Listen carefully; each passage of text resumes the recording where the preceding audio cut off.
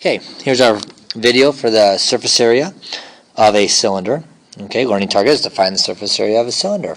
So the formula we're going to use for this is surface area equals 2 pi r squared plus 2 pi rh. And let's think about where these parts come from.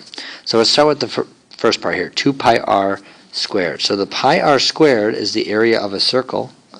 So that would be the top, and then the 2 is because I have a top and bottom. So that's why it's 2 pi r squared. Area of the top circle, area of the bottom circle, multiply, find the area of 1 and multiply it by 2 because I have 2 of them.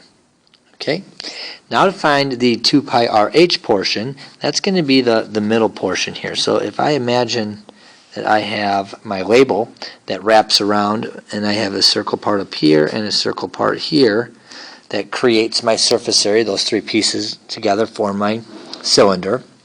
Where does the 2 pi rh come from? Well, the 2 pi r is your circumference of a circle. And if you think about this, this label here is going to wrap around the circle. So this side here wraps around the circle. So that's the circumference, the distance around. So that's my 2 pi r. Now, the h part is the height. That's the height of the shape. So that's this part right here. So it's going to be 2 pi r times, if you think of this rectangle, okay, which is length times width. The length is going to be the 2 pi r, and the width is going to be the height, so it's 2 pi rh. And that would account for this portion, that area, which is what wraps around to get our circle. Okay, so that's where our formula comes from. So if you ever forget the formula, you should be able to think about the pieces that put it together. Okay, I'm going to move on, and we're going to discuss how we find the surface area with an example. Alright, so here's our example. In my example, I've given you a diameter of 12 feet and a height of 8 feet. So first thing I'm going to do is write down my formula. Surface area equals 2 pi r squared plus 2 pi rh. Very similar type of formula in the first half and the second half.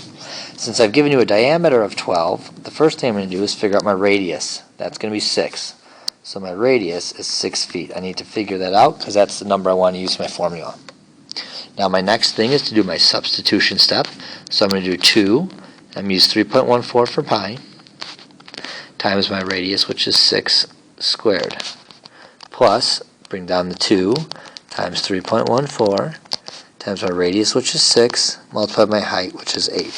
And my substitution step is just literally substituting in the numbers for the variable that it represents in the plus sign. So everything is in the same spot. There's my 2, there's my pi, okay, there's my r squared, there's my plus sign, there's my 2, there's my pi, there's my r, there's my height. Okay, so I'm just substituting those pieces in. Then I'm going to take out my calculator and just going to type in 2 times 3.14 times 6 squared plus, you can do this all in one step, 2 times 3.14 times 6 times 8, and you're going to get 527.52 feet. Its surface area, so it's squared. Okay, now if I asked you to round to a certain place value, you'd have to round it, but that is what you are going to get. A lot of times I don't ask to round because we've rounded the pi. Okay, so that's how you find it. You're going to put your formula, substitution step, type that in, and get your answer. Make sure that you're using the radius and not the diameter in the problem. So if I give you the diameter, you have to figure out that radius. Okay, that's it. One example. Have a great night, and we'll talk to you guys later.